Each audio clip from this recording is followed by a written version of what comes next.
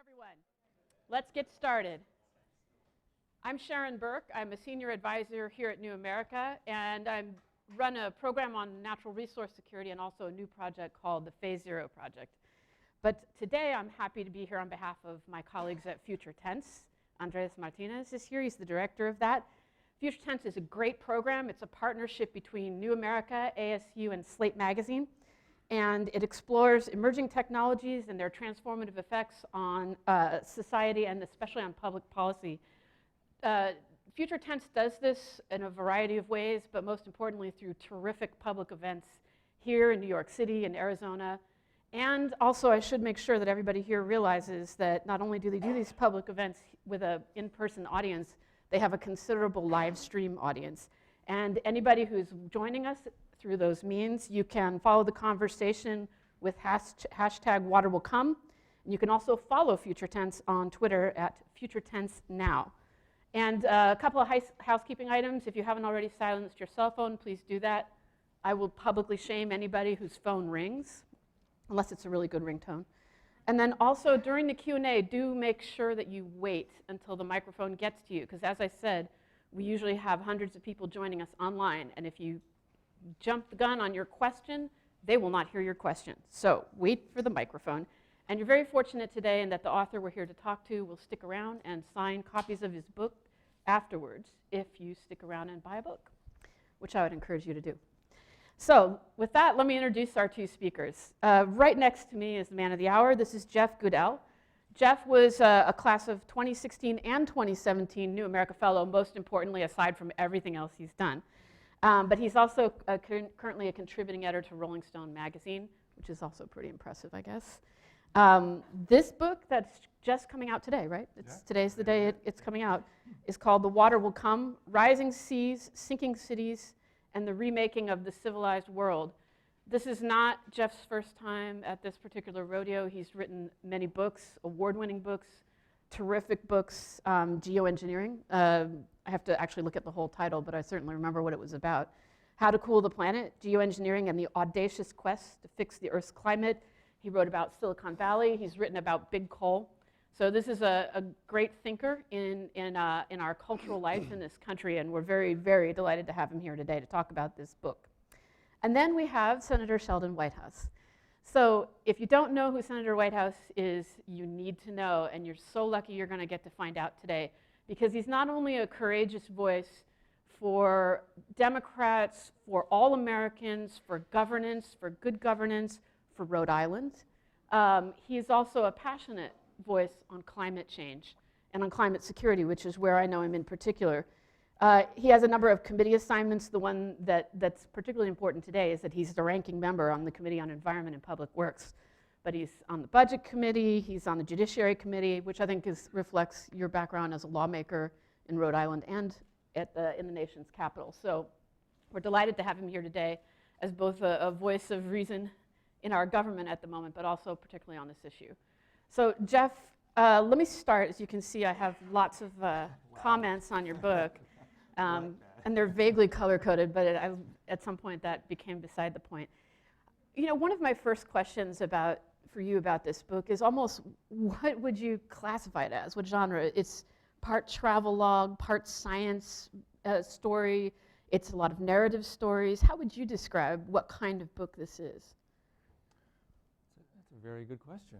I think of it as a sort of exercise of my kind of tragic imagination. Okay.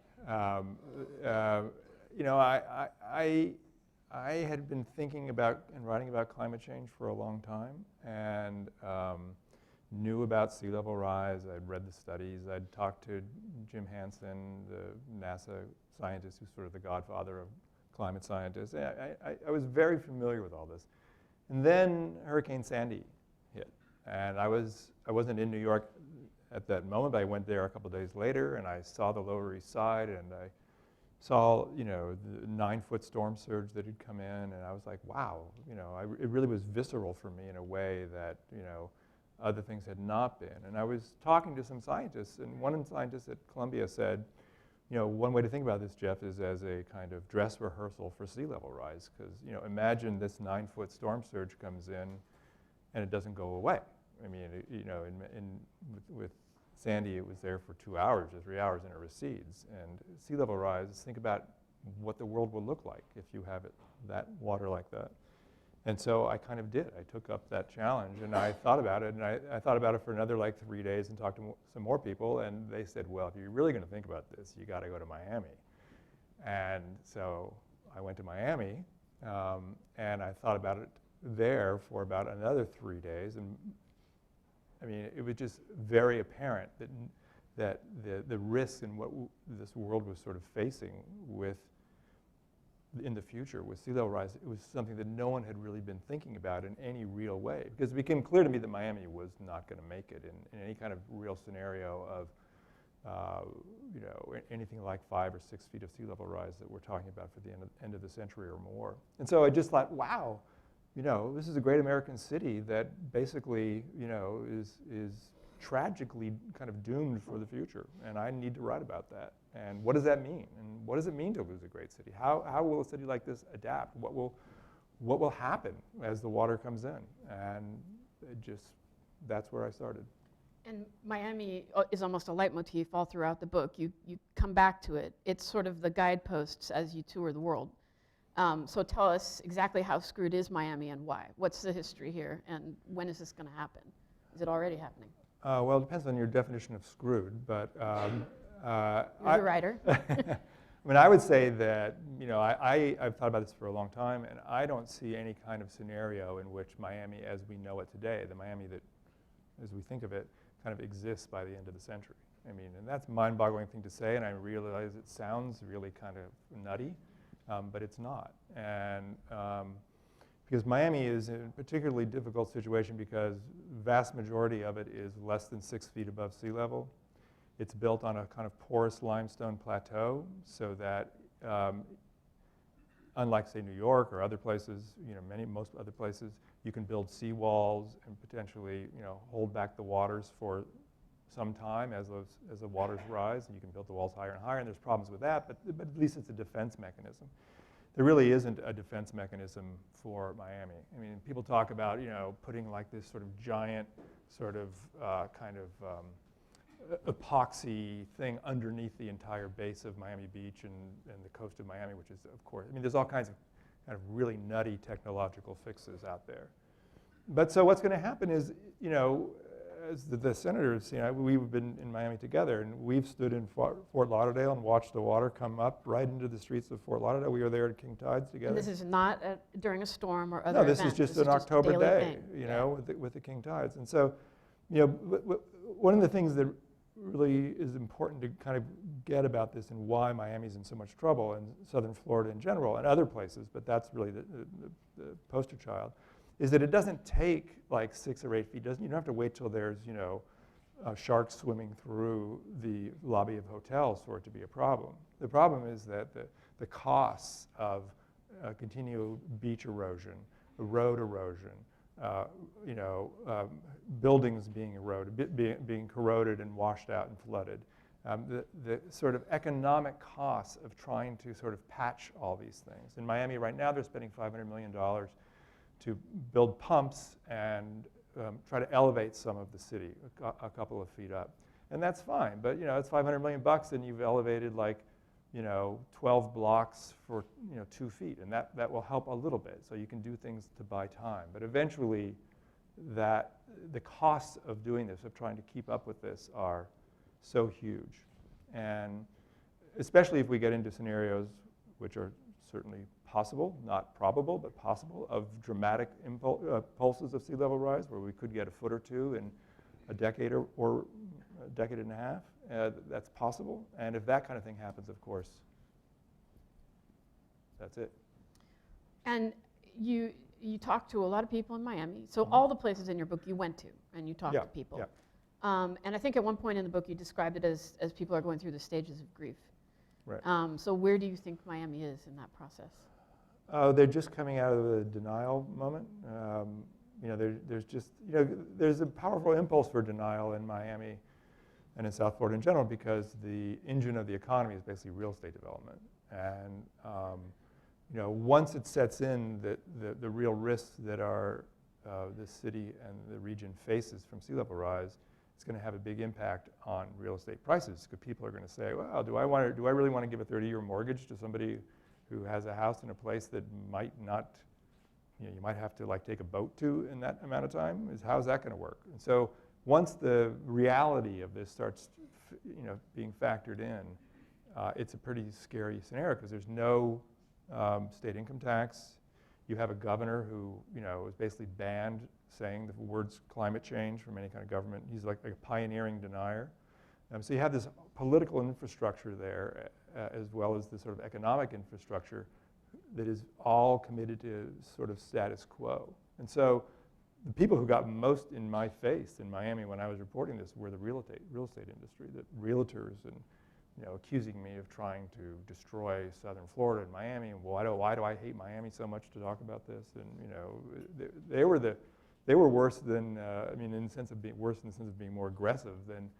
I spent a couple of years in coal country reporting on the coal industry, and the real estate agents in Miami are more fearsome than the coal miners in West Virginia.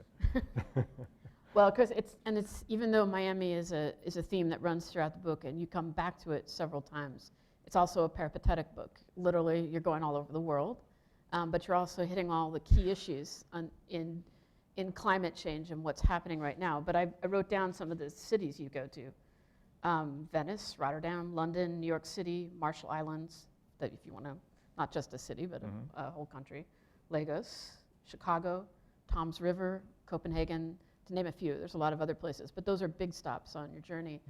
If you had to, and each one, as people get this book, each one's full of anecdotes about people and about the circumstances, about the way that these cities are trying to engineer their way out of this. But did you see common themes, common attitudes popping up everywhere you went, or was, climate change different in every place you went? You mean climate change? You mean how people think about climate change? I think that it's pretty consistent that the more of a sort of vested interest you have in the status quo, as in like the more expensive real estate you own on the coast and more at risk, the more liable you are to be in denial about it. And so the places that are least in denial about it and most embracing of the changes were places like Lagos, where I went into these water slums and people live on. Can you explain what a water slum is? Yeah, so there's Lagos is a city in Nigeria that is, no one knows exactly how many people live there. It's just impossible to count, but the numbers range from 13 to 20 million people. And a lot of people have migrated into Lagos from the outlying parts of the country, and they've just sort of created these water slums. They've just gone out into the lagoon that is on the interior of Lagos and built houses in the water on stilts, essentially. And they're essentially kind of squatters, but they've been squatting there for 100 years or so, or a long time. And there are these immense communities. They're like a kind of poor version of Venice. Hundreds of thousands of people living on the water. And it was a really remarkable place for me to go because, first of all, they were like very happy people. It was like they liked their life on the water. They fished, they built these houses. And, I talked to them about climate change and sea level rise and storm surges, and they're like, so what? So we'll build our stilts a little bit higher, and, it's great. We're not worried about that at all. And it really underscores the fact that what the real problem here is that we have this huge amount of infrastructure that are built with this idea that the line between land and sea never changes. That there's somehow that this is a sort of stationary thing. And one of the profound lessons that I learned in this is that that is so not true. Obviously, sea level rise has risen and fallen over time. We're pushing that faster now, accelerating that. And in addition to that, things like beaches, are like mobile devices. They're like, they move all the time.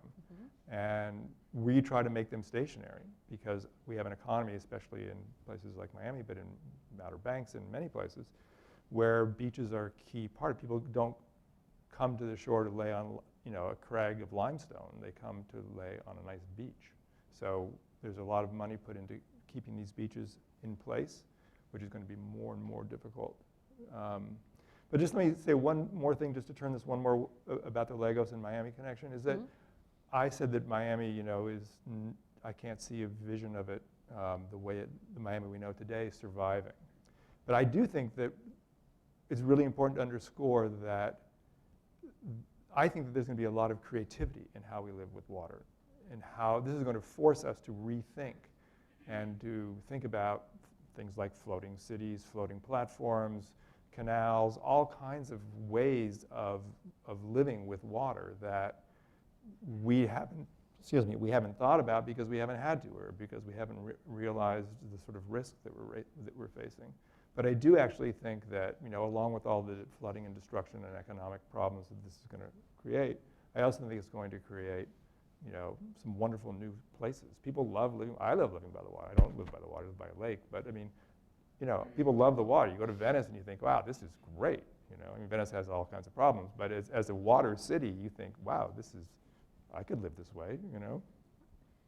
We're going to keep talking about the book, but I do want to bring the senator in also. And there's I'm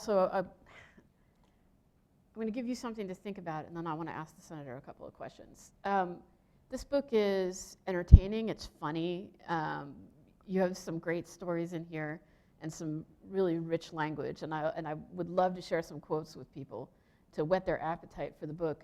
But I do want to read how you end it, because you strike me in the time that I've gotten to know you as an upbeat and optimistic guy. And I think anybody with kids has to be thinking about the future. And that is the nature of this program, so that's fine. But this is the last paragraph in your book. But mostly the city will be forgotten, one of many places lost to the attacking sea. In some distant future, someone or some human-like machines may explore the sunken city and find bowling balls, stainless steel knives, gold wedding bands, and ceramic tiles. They may wonder about the people who lived there, what their lives were like, and what they were thinking as their world went under. So you don't exactly end on an optimistic note. So think about that for a minute, and let's talk about that. But I think one of the things that's, you got me, I mean, but I think we'll come back to that in a minute, and especially because you do talk a lot about various solutions. And my question on that is this really an anti-adaptation book as an area of focus? Think about that. Okay. One thing that's true throughout the book is that our ability to govern through these kinds of challenges is weak worldwide, but certainly in this country. And our capacity as a polity to approach these issues in a credible and realistic way is just nothing. It's so weak. And one of the questions I had for you, Senator Whitehouse, is I know you've written your own book about that, a very good book, and you've talked about it passionately, but I also want to ask why. Why you have taken this on. I looked up the demographics of Rhode Island, and it's down the middle. It's a median household income of about $58,000, which is right at what the national average is. 86% of the population, I think, is white, which is above the national average. Most people have only a high school degree. It's not like Rhode Island is an elitist paradise of people who believe in climate change. You have the same population the rest of the country does. So why are you able to be an advocate for this, and other senators are awfully quiet or are actually against doing anything on this topic or against the science? Well, Rhode Island has a very different geography than the rest of the country does. We are the ocean state, and we have a lot of waterfront along our South County coast, up through Narragansett Bay, and up along the shores of Portsmouth and Tiverton, Little Compton. Aquidneck Island is a big island right in the middle, so everywhere there are a lot of places in Rhode Island that are very close to the shore.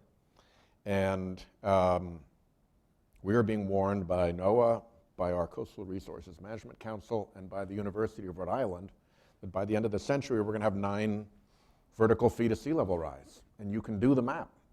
And when you do the map and you look at the before and after, I don't want it to be on my watch that the decisions were made that made that damage and that removal of so much valuable property from our very small state inevitable. And it's not that hard to foresee this happening. It also doesn't hurt that I'm married to a marine scientist, and Fair so enough. the scientific facts of this are not very disputable. I realize you're ducking my attempt to call you out as a political hero, but Houston is in Texas, so I don't hear any of the politicians in Texas saying what you just said. Florida, large parts of Florida are at imminent risk. Okay, well, You look, don't hear why you? We have a fundamental defect. Why not everyone else? We have a fundamental defect in our political system right now. It is primarily the fact that we did not respond appropriately to the, I think, very erroneous and mischievous Citizens United decision. The result of that has been that unlimited money can now be spent in politics by big special interests. And because there hasn't been good cleanup, unlimited money can now be spent anonymously in politics by special interests. And if you think there's something worse than unlimited special interest money in politics, try unlimited special interest money in politics that nobody knows where it came from. That's where we are right now. And I think it's going to be a lasting disgrace that we didn't fix that decision or fix the dark money problem that relate to it. But that is the fundamental reason why we are incapacitated in doing this. It is not that there is some partisan disagreement. It's that a very big industry got brand new political artillery, went to the Republican Party and says, anybody in this party that crosses us on this is dead. We are taking you over and you're finished if you don't go along. And there are an awful lot of Republicans who are waiting for the weather to clear so they can do what they know is the right thing to do, but the weather's not really clearing. So I don't have the problem of a big home state fossil fuel industry. I have a problem of a home state that really depends on fishing and coasts and things like that. In that sense, it's easy for me to take them on. But I also have a sense of, I take offense that the democracy that people bled, fought, and died for generations to build and preserve now gets to be taken over so easily by this particularly noxious industry and its particularly bad behavior. How do we get out of this? Transparency in political spending would be an opening bid, because my guess is that 3/4 of the unlimited money in politics would go away if it wasn't dark money. You know, we are going to get out of this. We're going to get out of this, to follow Jeff's point, when it becomes clear to real estate agents that properties that they wanted to sell are unsellable, insurance agents that they can't insure properties, community banks that they can't put a mortgage on properties, and coastal property owners that the property that they had invested their time and their money and their effort and their emotions and their family vacations and everything into now have negative value because the present value of all the flood insurance exceeds the value of the home. They can't sell it, they can't mortgage against it, they can't do anything with it. And that, when that shock comes, is going to be a very, very powerful shock, and I think then people are going to look around and say, how the hell did we get into this? And there's going to be a very direct finger of blame to point at the fossil fuel industry and all of its front groups, which have propagated one of the biggest scams in modern political history. What do you think about that? I think that's exactly right. I mean, you know, in the sense of, I think it's the economic shock that is going to happen to sort of the coastal economies that is really going to, you know, wake people up. But of course, like all these kinds of things, by that time, there's already been so much, you know, as most of us know, carbon dioxide stays in the atmosphere, you know, hundreds and parts of it thousands of years. It's not like other kinds of pollution where you stop the emitting and it falls out of the sky. So we're sort of front loading all of this stuff now. Oh, by the way, it's not just us saying this. If you look at Freddie Mac, which is the ginormous federal agency that backs residential mortgages, they've said very plainly that the coming property collapse along our coasts is going to be worse than the mortgage crisis and the Great Recession, and they've been backed in that by industry publications like the Risk and Insurance Journal, which looks at this stuff. So this is not just, you know, an author and a senator saying this. These are the people who understand the mortgage and risk industry firsthand. So they're warning us, here it comes. Is the moment here? I mean, granted what just happened? It's getting very, very close. Hurricane season? I mean, we heard in an event here a couple of weeks ago from our partners at Florida International University that, I mean, this was a near miss for Miami. It wasn't even a direct hit, but that they're going to have a very hard time with recovery We heard that in Houston, that one of our guests works with insurance companies. She said 90% of the early estimations of damages are from floods, not wind, which means the National Flood Insurance Program has to cover it, which is already. If they had national flood insurance policies. If they had it. And many did not, because those maps aren't accurate. And even if they did, Senator, and you write about the program as well, it's a program that was well-intended but hasn't had great results. But it's something that everyone in the Senate knows is a problem, but no one can fix. Is that going to continue to be the case? Well, we're going to have to reauthorize it. We just poured huge buckets of money into it in the bill that's pending before us now to forgive the debt and tee it up for the next round. But as Jeff said earlier, this is a program that presumes a stable boundary between land and sea, and that presumes that a 500-year storm is a 500-year storm. If a 500-year storm becomes a 5-year storm, and the border between land and sea is mobile, then you've got to rethink that program quite a lot, because you can't simply pay to have people rebuild and rebuild and rebuild and rebuild in the same place. And how you manage that transition is a big problem for us to face in Congress. Do you see this as a coming federal crisis? Because it is going to pit states against each other. It already does. Yeah, well, we got a lot of landlocked states that say this is just a big, subsidy for you coastal people. And then, I think we say, yeah, well, how about crop insurance? So everybody's got their own thing. And frankly, to the extent that this turns into a regional dispute, a geographic dispute, that actually might be a lot healthier than the current lockdown of the Republican Party by this massive fossil fuel special interest. If we could break that dynamic, the geographic dynamic is one that the Senate has faced for generations, and it usually operates reasonably well.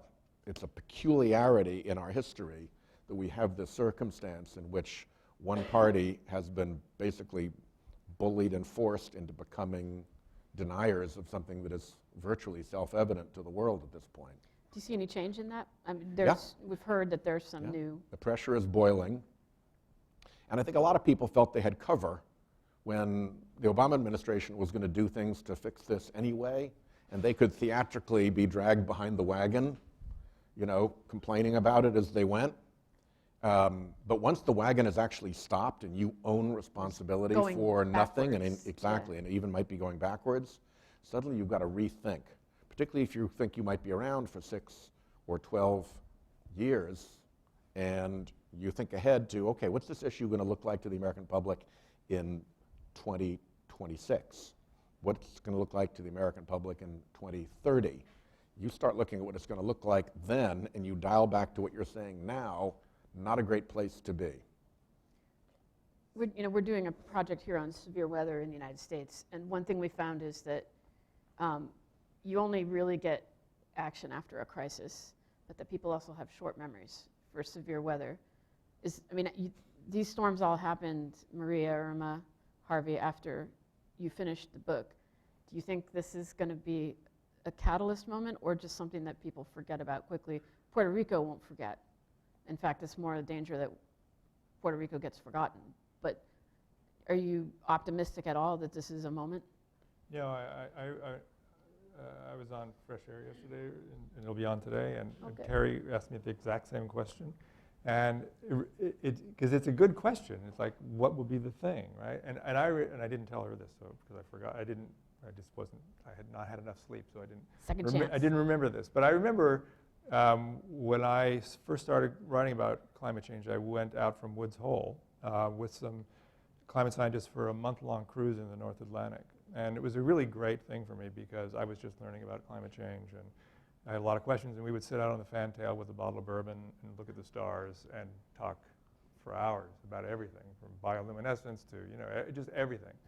And I remember asking this really brilliant scientist at the time, what's going to change? People, because he was already like saying that the science, it's far worse than the scientists are telling you. That we know more than we can really say, kind of thing, about the risks. And I said, so what's going to change it? And he said, well, when a big storm comes and wipes out an American city, I think that will wake people up. And of course, we had Katrina, Sandy. I mean, it's just, I think this notion that some traumatic event is going to wake people up, I don't see evidence of that. I think that it's a slow progression. I think it's about, I do think people who experience it, who see it, have a different feeling about it. There are Republicans in South Florida who understand that climate change is real and are willing to speak about that. But I don't know about about this sort of transformative event thing. I just, I don't know. I'm skeptical. You talk a lot in the book about the various ways people are trying to deal, and particularly engineering solutions. Would you talk about a couple of them, like MOSE or Big U or some of these projects that you visited and what people are trying to do? Well, I mean, one of the things about sea level rise and about the problems that cities face is that every city is different.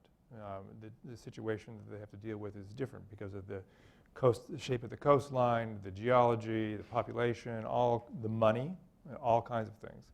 So, but the sort of basic fundamental question is about walls, and do you build walls? Because sea level rise is really a problem of elevation, right? If you're high enough, it's not a problem. So a wall is a way of kind of building elevation. So for a lot of places, Lower Manhattan is the great example. You have a place that got wiped out with Hurricane Sandy, most valuable real estate in the world.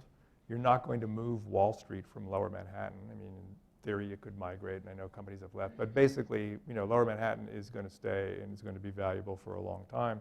So, the idea of spending, as they're planning now, they don't have an exact number, but $3, $4, $5, $6 billion to build this thing called the Big U, which basically goes from 50 or 48th Street on both sides all the way around Lower Manhattan. It's not simply a wall. It's a very sort of, arty wall with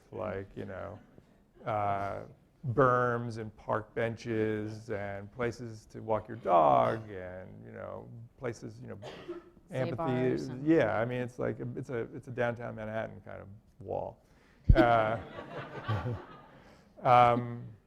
So that's a no-brainer. So of course they're going to do that. There's no other way to think about it really. But then you have places like Venice is really fascinating because Venice is obviously, I went there, I've been there a number of times, but I went there for this and I loved it so much, partly because I saw this sort of tragedy of it. I was sitting in Piazza San Marco with a first day and the water just starts running into Piazza San Marco and people are just they bring out these little elevated platforms and people just carry on with 1.5 feet of water. It's no big deal, it just happens all the time. And you really get this sense of a sinking city. But so they have decided that they want to build a wall also, but because they're Italians and this is Venice, it can't be a wall. It has to be this thing that recedes and goes down so you don't see it. One engineer there calls it the Ferrari on the seafloor, that goes down and Venice is on a lagoon and this thing goes down until you have high tides or big surges and then it floats up and it cuts it off from the sea and protects the city. The problem is that they've been engineering this for 25 years and planning on it. And 25 years ago, no one was thinking about sea level rise, or at least certainly not to the degree that we are. And so this thing is going to cost $4 billion plus $1.5 billion for ski condos for all the contractors and government officials, 500 of which were arrested for the corruption of this project. So they're going to spend, $6 billion of public money or so for something that's engineered for 18 inches of sea level rise, which is, nothing. And so this problem of how do you build engineering infrastructure at a time when you don't know. If we could say, oh, in 2100, it's going to be 2 feet or 3 feet, then okay, here's how we do that. Here's what it's worth it to spend this much for this long a time. But we don't know that. We don't know if it's going to be 2 feet. I think it's going to be, personally, it's going to be 6 or 7 feet or more, and it's going to keep going after that. And so then what do you do? So this sort of engineering uncertainty is what's really hard. And there's ways of dealing with that. There's ways of thinking about that. doing engineering projects in stages. They're doing a pretty good job of that in London, around the Thames, new barrier there. But it's a real big challenge. And ultimately, this is not a complicated story. The simple story here is two things have to happen. One, radical cut in emissions, as you've talked about. The other thing is retreat. So there's going to be explain what you mean by that.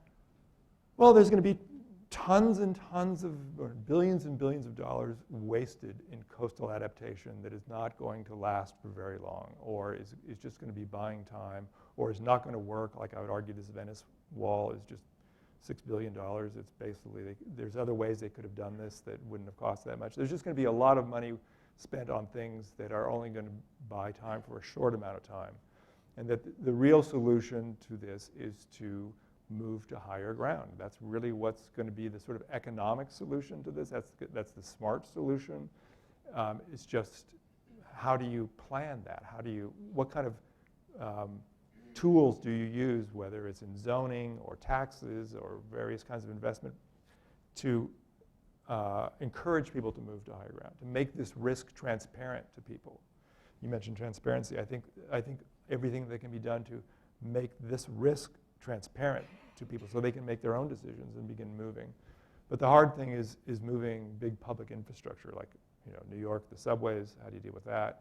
Miami's airport, many airports are right on the water. Boston, how do you deal with that? You can raise them a little bit, but it's the same problem with Norfolk Naval Station. It's like you can protect the base, but how do you protect the fact that 75,000 people need to get to the base, and you have roads and all that kind of thing. So how do you protect the area around it? So you can raise the elevation of a runway, but if you can't get there because the roads are flooded, that's a big problem. In fact, you say at one point, and Senator, I want to throw this one to you. In the book, you say, this is how disaster relief works in America. There are lots of incentives to rebuild, but few incentives to rebuild differently. How do we change the incentive structure? Because what Jeff is saying about we need to retreat and we need to stop burning fossil fuels, how doable is that? Changing the incentive structure is something that already began to happen in the Sandy relief package. Okay. And much more investigative and research work was funded by that than in a just clean rebuild, and much more flexibility in how you rebuild and how you rebuild sustainably and how you rebuild in a survivable way was allowed.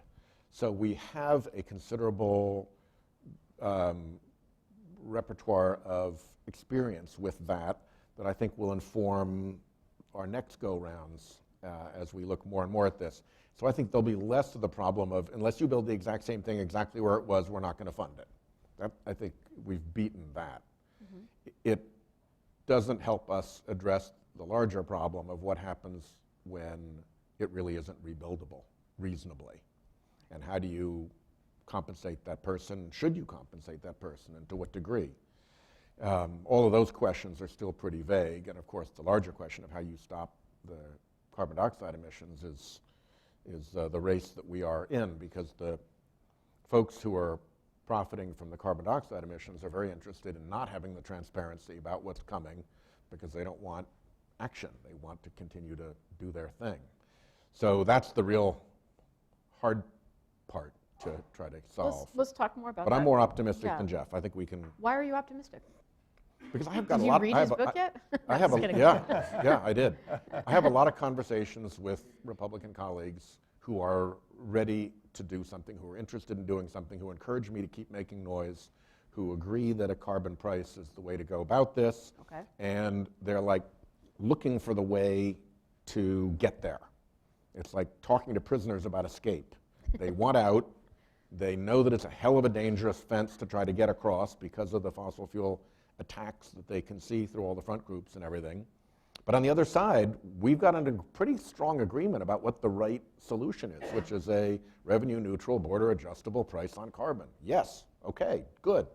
So this is actually quite a solvable problem in that sense, and there's considerable motivation within the Republican caucus to try to get there. The problem purely, in my view, is the political force of the fossil fuel industry and its front groups that continues to be brought to bear on this. If you've heard that the CEOs of Chevron, ExxonMobil, and Shell have all said climate change is real, we're causing it, and we think a carbon price is a good solution. Don't believe them, because that word has not gotten to any of their lobbying and political operation. Their lobbying and political operation is still entirely at cross us and you're dead. And I kind of doubt that their lobbying and political operation is operating independently of those CEOs. So I think this is just more of the dissimulation that they've been famous for. So it is, I mean, there's a lot of Or infamous major for. oil companies now that are saying that. But And it's great that they feel that they need to say that. I just wish they were actually treating it as true and instructing their political forces, okay, guys, it's over. Let's get a deal and let's get something done here. so you think a carbon tax is politically feasible? Yep. Would it come through the budget committee? No, it would come through the Finance Committee most likely, and conceivably with some elements from Environment Public Works. Okay. But a bipartisan budget, if we could ever do one, could tee up an enterprise like this. Frankly, as it is, the way they've teed themselves up for tax reform, this could be a part of tax reform when they get around to it. They find that they're in another blind alley and they can't get out of it and they need a way. You'll offer them a way. We've got it. Okay. What about, I mean, one of the things that's really hard about this is that our economy and the global economy does run on fossil fuels. It's, you know, about what, 89, 90% of current primary consumption is fossil fuels. So that's a monumental task. Are you optimistic about the technologies available to improve efficiency and substitute other kinds of energy generation? Very. I mean, you look at places like Iowa, which not only has more than 30% of its power coming from wind, it's investing huge amounts more, so that number is going to be driven way further up. And tellingly, the grid operator for Iowa has been able to figure out that this is, in fact, baseload power. You just need the right algorithms to figure out where it comes from and when, but you can treat a significant portion of it as baseload power. So the argument that, oh, if you buy wind, it doesn't help because you still have to have the coal plant for when the wind doesn't blow, is just a falsehood as demonstrated by the people who actually run the grid there. And solar is picking up in the same way. The technologies of battery allow solar to become baseload itself. You can get a much more individualized off-the-grid approach for a lot of people, and the prices of solar and wind continue to go down, and they're already past a crossing point with coal, and they're on their way to a crossing point with all fossil fuel. And you put those two things together, and suddenly you have, like the digital revolution. It's just happened with clean energy, and it can happen very, very fast.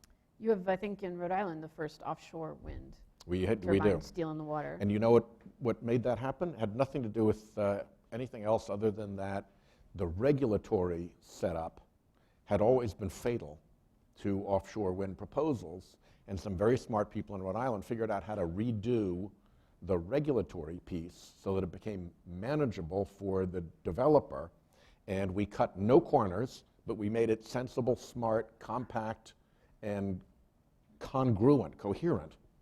And they got through it, and they're in the water as a result. So there are these kind of weird externalities, like not having figured out how to do the regulation right of the siting, that prevent something really good from happening. All those things can fall away, and that enormously expedites these technologies. We're doing something, we're developing a common app for every one of Rhode Island's little towns so that if you're installing residential solar, you have the same application no matter where you go. So you don't have to become an expert in how Coventry or East Greenwich or Burrillville or Portsmouth license the stuff and what you have to do to get through them to get the approval. It's boom. So if you're the installer and you went from a 3-day process of trying to figure out the permit to a 1-hour process, Yeah. you just really dropped the price and the availability of solar. So there are lots of things like that that are going on parallel to the technical lowering of the cost of solar. And that all is just headed one way only, and that is very, thank God for that. There's, I want to ask you a couple of other things before we give the audience a chance to ask questions or make comments. One is that, so what is, you have a lot of stories in the book about individuals like the senator who are, you know, I don't know if they're your heroes of the story, but they're, you know, you have several people throughout, like Klaus Jacob, Tony DeBrum, Lowell would. Are there a couple of people? I'm not sure Lowell would be a hero. That's more, he's the inventor of a dangerous idea. I think you called it a dangerous idea, which is geoengineering, a different kind of engineering solution that's not destined to work. At least I don't think so. But maybe Klaus or other people, or like the senator, do you have a couple of people whose stories you tell that you think are instrumental to how we're going to change this? Don't take the bait on me. He's sitting right here. Yeah.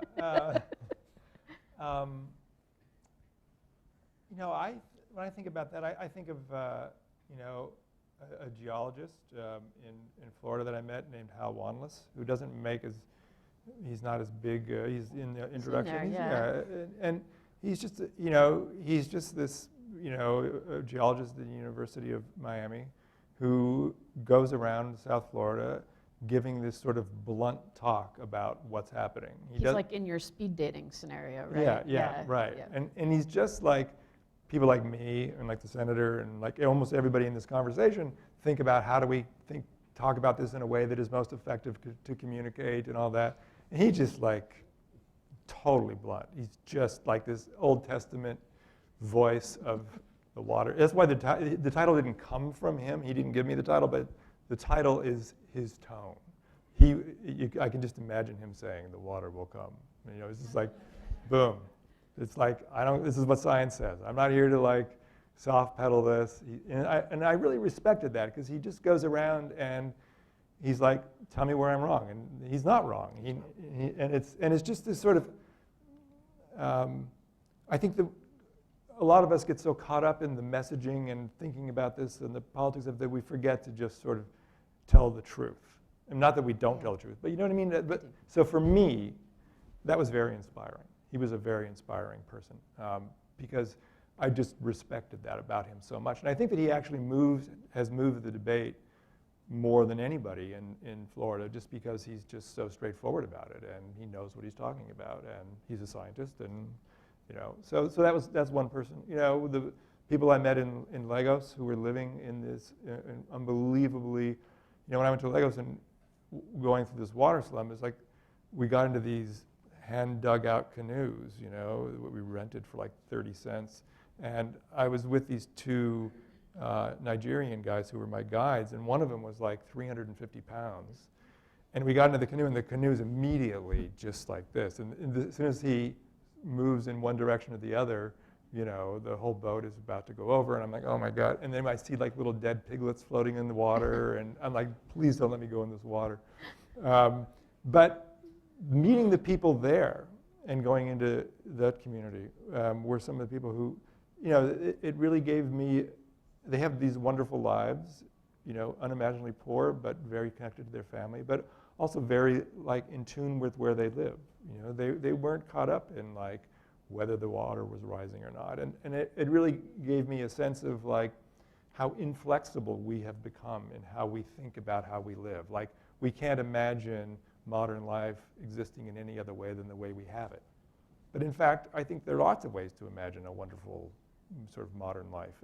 And that one of the challenges that we have now is to rethink that and to think differently about that and to imagine wonderful scenarios where we can deal with these problems and we're not building strip malls on the beach, that are going to be flooded. So those were sort of two moments for me. It is, throughout the human history, how we've generally dealt with changing weather patterns is to move. Yeah. We move. Yeah. It's the same thing like you're on the beach, laying on your towel, the high tide comes up, you get up, you move your towel back. It's like, that's basically. Time to move the towel back. It's basically what's happening here. Yeah.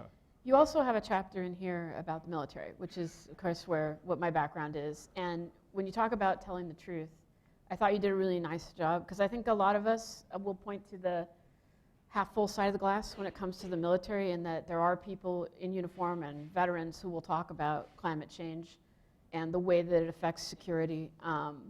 But you also make it clear that there's a lot they're not talking about. But you talk in particular about the military as a landowner. So 28 million acres worldwide, a lot of it is coastal or in arid places or in Alaska. You want to talk a little bit about, because you went to Norfolk, and you already mentioned Norfolk once with Secretary Kerry, and I know that Senator Whitehouse has also been to a lot of military bases and talked to people about these issues as well. I thought, again, I thought you did a really good job of being positive but also telling the truth. Well, the military is in a tough spot, right? Because as one naval commander said to me, we deal with the world as it is, not as we wish it to be. And they are very concerned.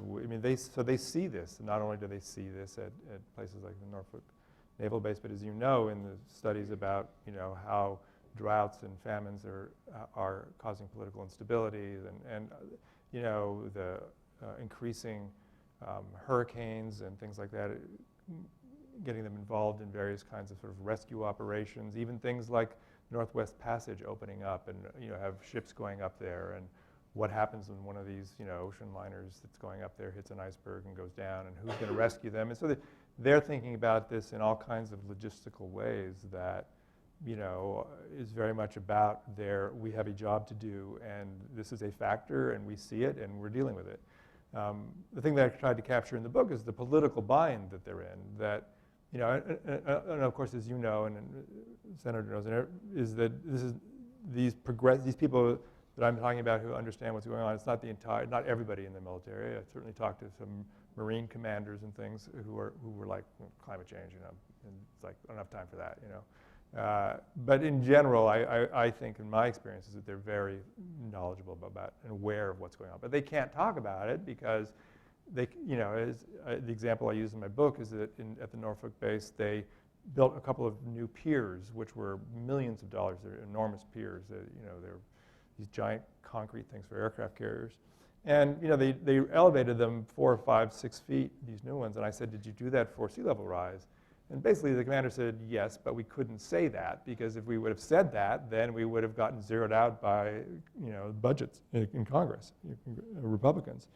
And so they have to do this sort of double talk where they do things that will help them in adapting and dealing with these problems and changing the way they do business, basically, without talking about it, because it's politically too volatile to talk about. And it's really an untenable situation, because at a certain point, large decisions are going to have to be made, like where do you go with these bases? And it's not just Norfolk, there's a number of bases all around. And this is, I mentioned earlier, the problem of thinking long term, because these large infrastructure questions are hugely important. And closing or moving a military base is already like the most fraught political conversation you could possibly have. And so if physics are demanding it, if you have a base like Norfolk where the people can't get to the base, what do you do? I mean, you have to have this discussion in some way. And so it's like that moment is going to come, and it's going to be really messy. I think the role of the military as a landowner has been pretty well documented in this area. The role of the military as an operator and trainer of people has also been quite well documented, and the role of the military as a military force in dealing with conflict, with climate change being a significant catalyst for conflict around the world. All of that has, I think, been fairly well documented in the QDRs and so forth, quadrennial defense reviews, and is going to be even better documented in response to the language that we got into the National Defense Authorization Bill just now, requiring them to report on all that. The piece that has not been touched on enough, I don't think, is the question of America's reputational interest and our soft power.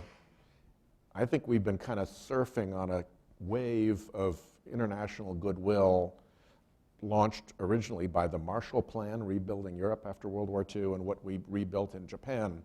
I guess you call it the MacArthur Plan after World War II, and the fact that we're pretty good at not taking places when we go there, and we tend to leave freedom behind us. So we've had this really, really good reputation, and we hold ourselves forth as a city on a hill.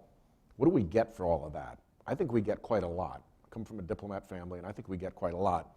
How do you equate America's example in the world as a city on a hill with having our vaunted democracy having completely failed with respect to climate change for decade after decade, in what historians will very clearly attribute to a failure of corruption of that democracy by a big special interest. That's not a great story for us to have to tell against the stories that the Chinese or the Russians or the Islamicists or whomever else, they have counter-narratives. Your rivals get their arguments. And I think we've got to think about this issue in those terms as well. What does it mean for America's reputational power, what Bill Clinton called the power of our example, which has always mattered more than any example of our power. And you've got some passages in the book about that would not only underscore what the senator is saying, but are indicating that we're headed for trouble. You talk about the Paris Accords and some of the controversies there. This is coming. Yeah. You mean in the... Well, you have climate apart. You have a whole chapter on climate apartheid, I believe, right, and right. Talk about the Marshall Islands, and that these countries are aware that they're on the short end of this, and that they're not going to, that the negotiations over loss and damage or reparations on some level for being the victims of climate change are not going anywhere. Well, and not only is the heart of the Paris negotiations of what do the rich nations of the West, the ones who have basically caused the problem, owe to the people of the Marshall Islands or other places that have done nothing to cause the problem, and they're bearing the worst of the burden.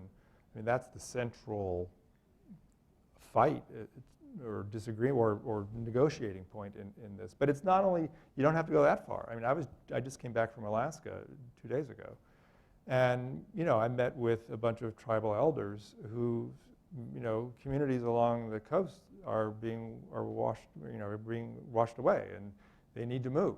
And who's going to pay for that? And and it's expensive. It's $100 million for one village of 300 people, and and there's they told me 85% of the Alaska Native villages need to be moved, and that's a huge amount. And then you start thinking about, okay, well, the Gulf Coast, we have a lot of people who are going to have to be moved, and Houston, we had all these people who had no insurance and whose houses got wiped out.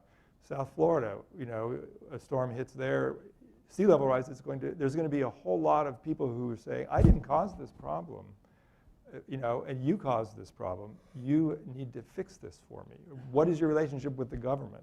What is like, in the book I mentioned this idea of a New Deal, but there's going to be a lot of questions about, as there is right now in Alaska, what does the state and federal government owe to these tribal communities? Do they just let them sit there and say, sorry, you guys built they actually were moved there in some places, but sometimes by government programs. But so do you just say, oh, we're sorry, that your feet are getting wet, and then you're going to get wiped out in a storm, and your village is being washed away, or do we move them and pay? Where's the money come from? Who's? Are the people of Rhode Island going to pay? Are they going to be happy to pay for villages in Alaska to move? We will very much want to make sure that villages in Rhode Island Right. get the same consideration. I mean, you look at the map, and there is an enormous amount of Rhode Island territory that goes underwater in this century. And there's an awful lot of what is now mainland that becomes islands. We become a Rhode Island archipelago. And you can bet that Rhode Islanders are going to be interested in making sure that whatever gets done for this, that they get their share of it. So, and that's going to be true down the Atlantic coast. Mm-hmm. It's going to be true in Florida. The problem is when you stop picking out individual villages and say, okay, we're going to treat everybody alike here, your number jumps into multiple trillions of dollars. And then you get all the people upland saying, okay, wait a minute, what's up with that? It's one thing that we get our crop insurance, but I'm a farmer in Iowa and I don't tend to pay for that. Right. So it does create a lot of political tension, and it's going to be very challenging, and people are going to be mad as hell. And the sooner we start dealing with it, though, it's never going to be easy. And we should never pretend that it will be, but it only gets harder. Yeah. Right. And at least in America, we have the potential for trying to, because we have so much wealth and so many resources and so much, ability to design and engineer and invent. If you are the equivalent of those villages and you're on the coast of Togo, or if you're on the coast of Malaysia, or if you're on the coast of Bangladesh, you've got all those same problems, plus virtually no resource to help you with it. And if that's not a recipe for getting people mad and turning them to ideologies that scorn capitalism and democracies that fail to prevent this, I think we're asking for it in that sense. I mean, maybe that's what already part of what's going on right now worldwide, is in this sort of global crisis of governance. We have about 20 minutes for Q&A, right, Tanya? No, we're going to wrap it maybe 6 minutes. Okay, if you've got 2 quick questions, dear audience. Sorry, we overtalked. Yeah, well, there's just so much to talk about. If you would tell your name and your affiliation and try to make the question quick, and we'll bank a few.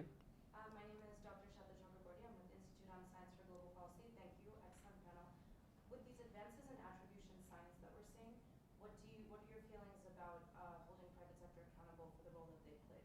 Incredibly important, particularly where, the Founding Fathers set up this country with a safeguard for when the executive and legislative branches were corrupted by what they would have called factions and what we would now call special interests, and that is the courts, and specifically juries, which were designed to be protected against special interest influence in a whole variety of ways, like it's illegal to tamper with them, and you get a new one every time, so you can't bribe a repeat performer, and all of that. So I think it's going to be incredibly important what happens in our courts to getting this right and holding the people who've done misdeeds to account in ways that we cannot do now in Congress, specifically because of their power and their misuse of that power. We have one more question in the back. Please identify yourself. I thought I've heard a lot of gloom and doom as far as our future of the rising sea.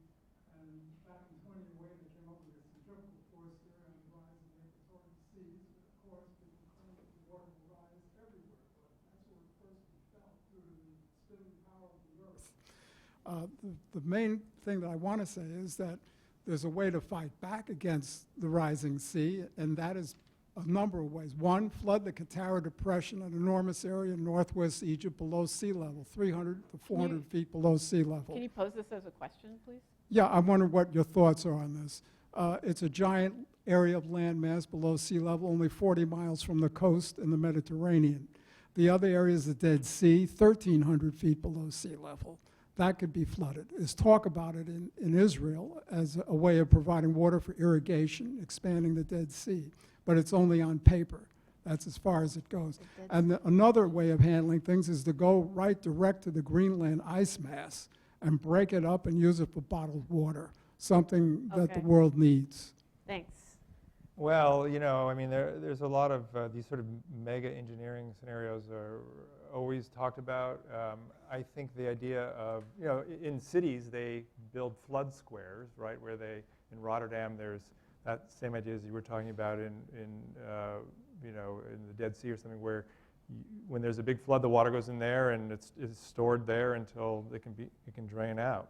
But I think that the notion that we're going to resolve sea level rise by digging up basically a hole that's big enough to hold the water that's going to rise is just not real, not feasible.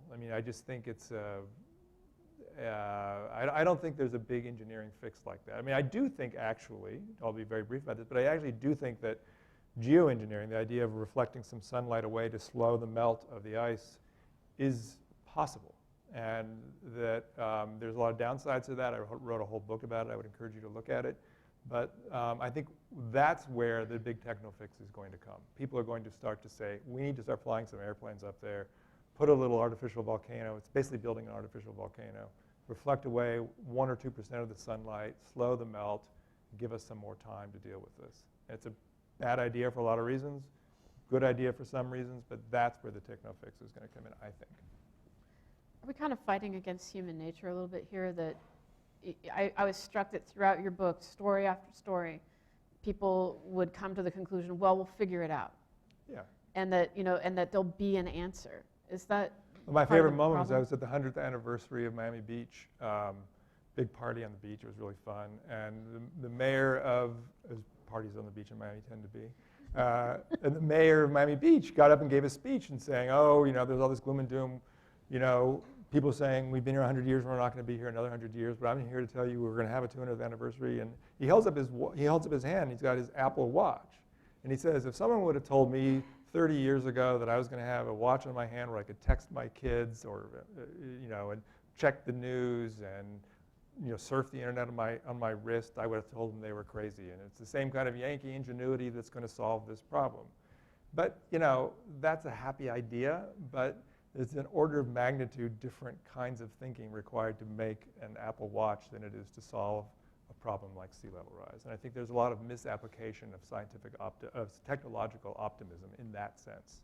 But you're optimistic Although I anyway. am a technological optimist, and I share. I am optimistic in a number of ways, but I do think that sea level rise is a call to action, in particular about the oceans, because sea level rise is caused primarily by warming, and when they're warming, other things are happening that create big disturbances that we're not used to in human experience, and we're also acidifying them at a phenomenal, astounding rate as the CO2 gets absorbed into the seas, and we're also filling them with plastic at such a rate that it's really now hard to find a plastic-free oyster or clam anywhere.